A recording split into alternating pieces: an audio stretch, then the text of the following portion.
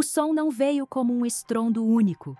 Veio em rajadas, como se a noite tivesse decidido engolir um bairro inteiro e devolver apenas eco e sirenes.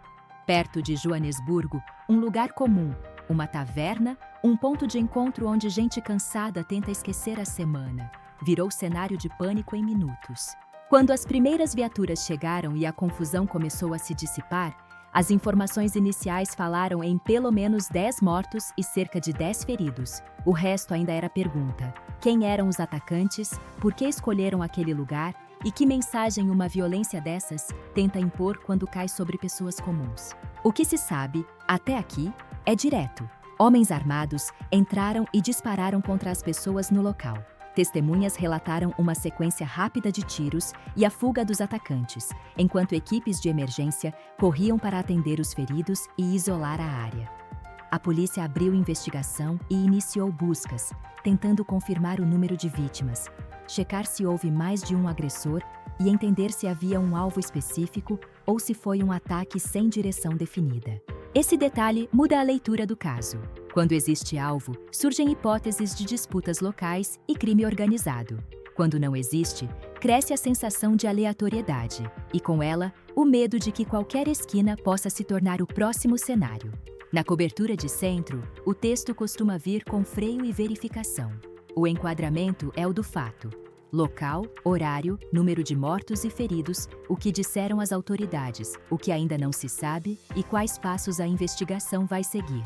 É uma narrativa que evita adjetivos e evita fechar diagnóstico cedo, porque a prioridade é não errar. O centro tende a colocar o episódio dentro de uma moldura de segurança pública e procedimento, destacando perícia no local, coleta de depoimentos, busca por imagens e apelos por informações.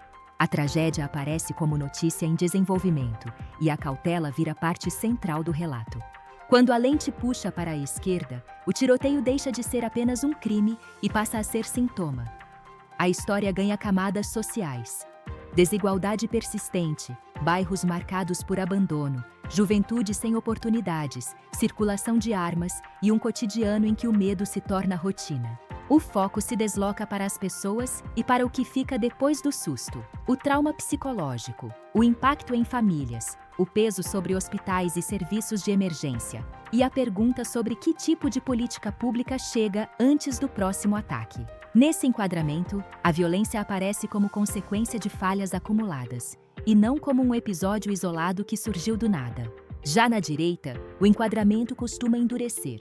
A cobertura tende a ser mais direta e mais alarmada, com ênfase na caçada aos suspeitos, no reforço policial e na necessidade de resposta firme do Estado. O episódio vira prova de que a insegurança está fora de controle e de que medidas mais duras não são opção, mas necessidade. O discurso cobra prisões rápidas, presença ostensiva, controle mais rígido de armas e punições severas, tratando a tragédia como um sinal de que a ordem pública precisa ser restaurada com urgência. O debate sobre causas profundas pode aparecer, mas quase sempre como pano de fundo diante da prioridade de interromper o ciclo pela força.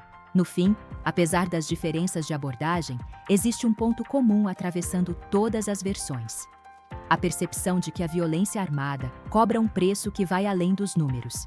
Cada morte deixa um rastro de medo, cada ferido vira memória permanente e cada investigação reabre a mesma pergunta incômoda: por que um espaço de convivência pode se transformar tão rápido em luto? A resposta imediata é investigação, buscas e promessas. A resposta difícil exige continuidade, tempo e escolhas políticas, reduzir vulnerabilidades sociais, melhorar inteligência policial, cortar rotas de armas, fortalecer justiça e presença do Estado, sem abandonar a comunidade quando as manchetes vão embora. Porque quando as luzes se apagam e a cidade tenta voltar a respirar, o que sobra não é só notícia. É a sensação de que a normalidade, para muitos, ainda é um acordo frágil demais para durar a noite inteira.